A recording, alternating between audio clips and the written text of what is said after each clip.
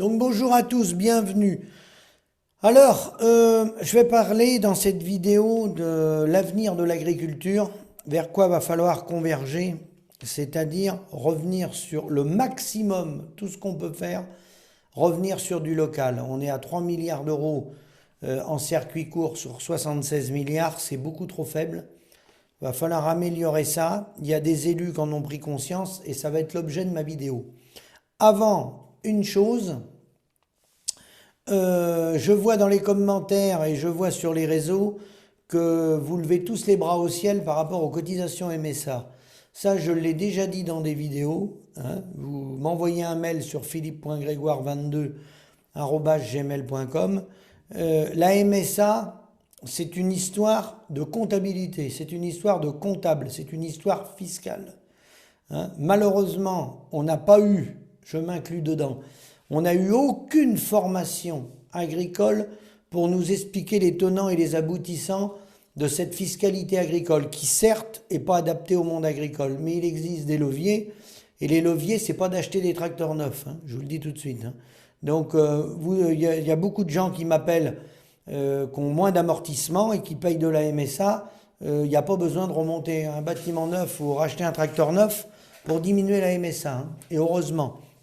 Simplement, peu de gens sont informés parce que voilà, le business fait que personne n'a intérêt à vous dire de changer votre mode de fonctionnement, puisque ce fonctionnement-là fait tourner l'agro-industrie. Pas les vendeurs de robots, de matériel, de tracteurs et tout, ça a bien été calculé pour que les gens investissent en permanence. Sauf que, bien sûr qu'il existe des leviers. Normalement, c'est le rôle de votre comptable de vous le dire. Si vous ne l'a pas dit, vous pouvez faire une chose, c'est passer votre comptable à la porte. C'est tout ce que je peux vous dire. Voilà, donc ça c'était le petit point pour la MSA. Deuxième chose, là je vais rentrer dans le vif du sujet sur ma vidéo, sur les plans alimentaires territoriaux, les nourricières, ce qu'il faut faire. Je vous mets en lien en bas de ma vidéo, dans les commentaires, une vidéo de Martine Donnette, commerçante, qui, comme de nombreux commerçants, puisqu'il y en a entre 40 et 50 000 par an qui sont ruinés, et ça fait 50 ans que ça dure, par les grandes surfaces, et vous verrez, elle en parle très très bien dans sa vidéo, que lorsque des grandes surfaces créent 200 emplois, ils détruisent entre 600 et 700 emplois. Vous savez aussi que de façon indirecte, ils détruisent les paysans, puisque c'est toujours les prix les plus bas. Donc les centrales d'achat, c'est vrai qu'on en parle peu, il y a beaucoup de sujets, mais c'est quelque chose qui aurait fallu une évaluation au niveau des politiques, mais comme les politiques au niveau national marchent main dans la main avec les grandes et les moyennes surfaces, il n'y a jamais eu de commission d'enquête de menée. Vous verrez, on en parle bien mieux que moi dans sa vidéo, puisqu'en tant que commerçant, elle a créé une association pour lutter contre les grandes surfaces, qui soient Leclerc, Carrefour, Géant, les 3-4 grandes centrales d'achat. Et ça a ruiné ça continue de ruiner tous les petits commerçants, bien sûr la paysannerie, mais pas que, tout ce qui tourne autour, puisque quand il n'y a plus de commerçants dans les centres-bourgs, vous savez ce qui se passe. Donc merci à Martine Donnette, et je mets dans les commentaires, dans les tout premiers commentaires, je mets sa vidéo en lien et j'en reparlerai dans d'autres vidéos. Donc je vais démarrer directement sur une des solutions, pas forcément la solution absolue, mais l'une des solutions qui est portée par Marjolaine et Alexandre, Marjolaine Godard et Alexandre Boisson de SOS Mer, qui travaillent d'arrache-pied sur ces projets-là. Donc c'est les PAT, les projets alimentaires territoriaux, ce qu'on appelle les nourricières avec les élus, qui s'appuient de façon indirecte, pas de façon directe, mais de façon indirecte sur la loi d'août 2004-811, la loi du mois d'août de la sécurité civile, qui donne ordre au préfet de garantir la sécurité des populations, et dans ce cadre-là, pas de façon directe, mais indirecte, l'alimentation, bien sûr, sur les territoires, avec les agriculteurs fait partie de la sécurité civile, puisque comme vous le savez, sans nourriture, rien ne peut fonctionner dans notre civilisation. Voilà. Alors, première question, le modèle actuel, tel qu'il est concentré avec les grandes surfaces et les grands groupes de l'industrie agroalimentaire. Tout l'agroalimentaire aujourd'hui, les grandes surfaces, idem évidemment, hein, mais ceux qu'approvisionnent les grandes surfaces, l'agroalimentaire, qui achètent les produits aux paysans, hein, ils dépendent tous du numérique et de l'énergie. Donc, les préfets devraient demander au groupe Avril, à InVivo, à la coopération agricole, à tous ces mastodontes de l'agroalimentaire, quel est leur plan de continuité, hein, de leur entreprise en cas de cyberattaque. Hein, en cas de cyberattaque par une communauté étrangère une puissance étrangère qui veut s'attaquer à la France sur les réseaux informatiques, ou une crise de l'énergie, hein, sans énergie on ne peut plus rien faire du tout, voilà, le préfet devrait demander aux multinationales de l'agroalimentaire quel plan de continuité ils ont prévu, parce que les grandes métropoles, c'est 3 à 4 jours maximum de réserve en nourriture. Donc, est-ce que les préfets ont fait leur travail? Est-ce qu'ils ont été mettre en application la loi de août 2004? À ma connaissance, non. Donc, est-ce que ce que je dis est réaliste? Bien sûr que oui. Free a été victime d'une cyberattaque. Certains d'entre vous l'ont peut-être vu. Il n'y a plus du tout de réseau, il n'y a plus de possibilité de téléphoner, en gros, dans pas mal de coins depuis lundi. Depuis lundi midi. Free a été victime d'une cyberattaque. Les pirates informatiques de Salt Typhoon, des Chinois, sont entrés dans les réseaux informatiques aux États-Unis. Même jusqu'au réseau du président américain. C'est dire si nous sommes vulnérables. Donc aujourd'hui, le mode de fonctionnement tel qu'il est, avec des multinationales, la coopération agricole, quelques mastodontes qui gèrent l'alimentation, je vais parler de la France, on peut parler de l'Europe, vous prenez Unigrain, qui a des parts, un bras de la FNSEA, dans la société Steph, les transports Steph, les camions frigo là, que vous voyez, blancs, avec des ronds bleus là, c'est 100 000 livraisons par jour, l'entreprise Steph, c'est pas rien. C'est 100 000 livraisons par jour. Pas qu'en France, hein. En France et pays avoisinants, européens, 100 000 livraisons par jour. Vous vous rendez compte, c'est énorme. Vous avez un piratage des réseaux informatiques. Ils flinguent les réseaux informatiques, tout est informatisé, toute la logistique est paralysée. En une journée, tout est paralysé. Est-ce qu'il y a quelque chose de prévu aujourd'hui? Rien. Donc la solution, c'est comme je vous l'ai dit, la solution d'avenir, c'est, alors, vous connaissez les AMAP, mais là c'est pas les AMAP, c'est voire un peu plus grand que les AMAP. Les AMAP c'est bien, mais faut un peu plus que les AMAP, faut les conserver, hein, c'est important, faut les développer, mais faut plus que les AMAP. C'est de revenir avec les élus locaux, pas les élus nationaux, parce qu'eux ils sont souvent pieds et mains liés. Martine Donnette le dit bien dans sa vidéo. Ils sont financés pieds et mains liés avec l'agroalimentaire et les grandes surfaces, tous les plus ou moins les partis politiques, hein. Ils sont main dans la main avec les grandes surfaces. Elle en parle très bien, Martine, vous écouterez la vidéo derrière, comment ils ont obtenu leur permis de construire et tout, ce qu'on appelle les GMS, les grandes et moyennes surfaces, hein.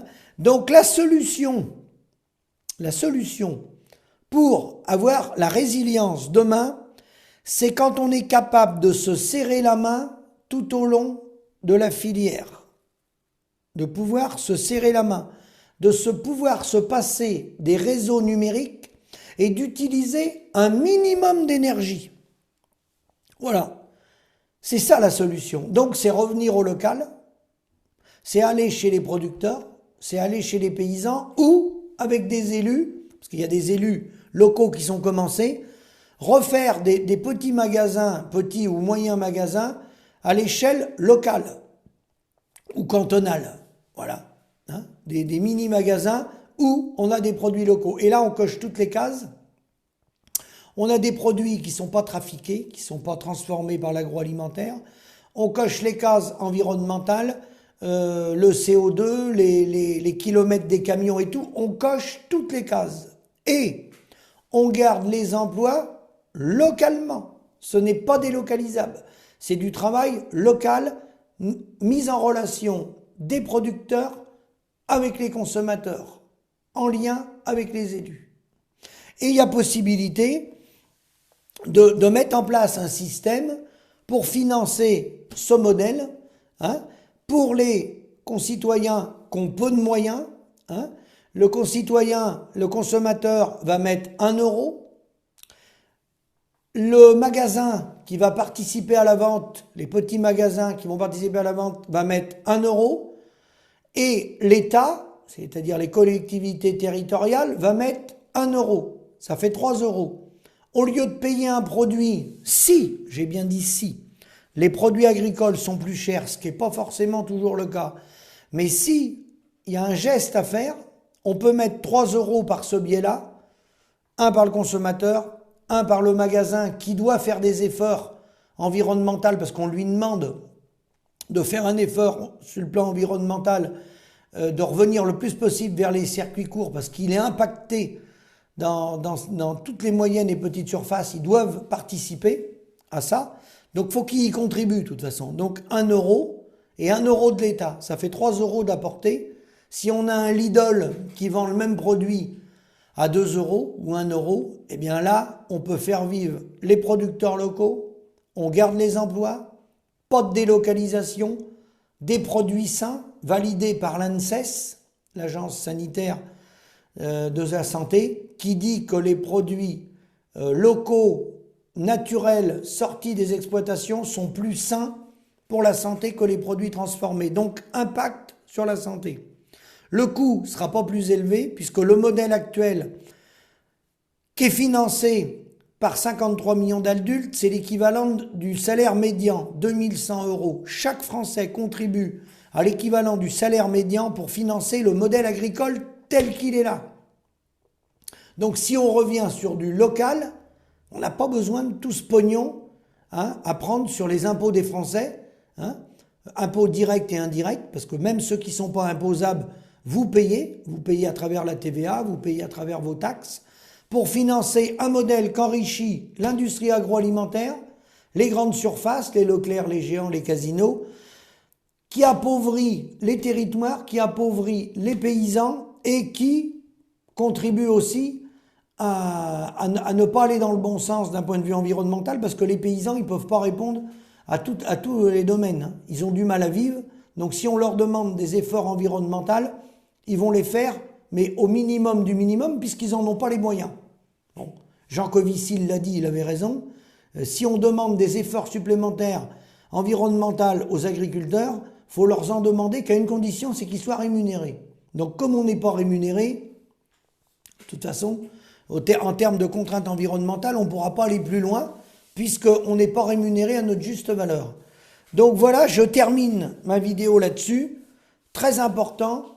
Je salue et je vous encourage, pour tous ceux qui sont intéressés, je vous mettrai en relation avec Alexandre et Marjolaine, SOS Mère, qui gèrent très bien ce truc-là, avec des gens du SAMU social qui sont commencés à donner des coups de main. Et très très important que de revenir sur du local au maximum. Je ne dis pas qu'on pourra tout faire, mais il faut revenir au maximum sur du local pour que l'agriculteur, déjà, avec du local, l'agriculteur reprend sa facture. C'est l'agriculteur qui facture. On a la possibilité de le faire, appuyé de façon indirecte sur la loi août 2004-811. Et donc, ça me fait penser à une chose, c'est que le mois d'août, août 1789, c'est la fin des privilèges, c'est l'abolition des privilèges, août 89, 1789. Et là, on parle de août 2004. Vous voyez ?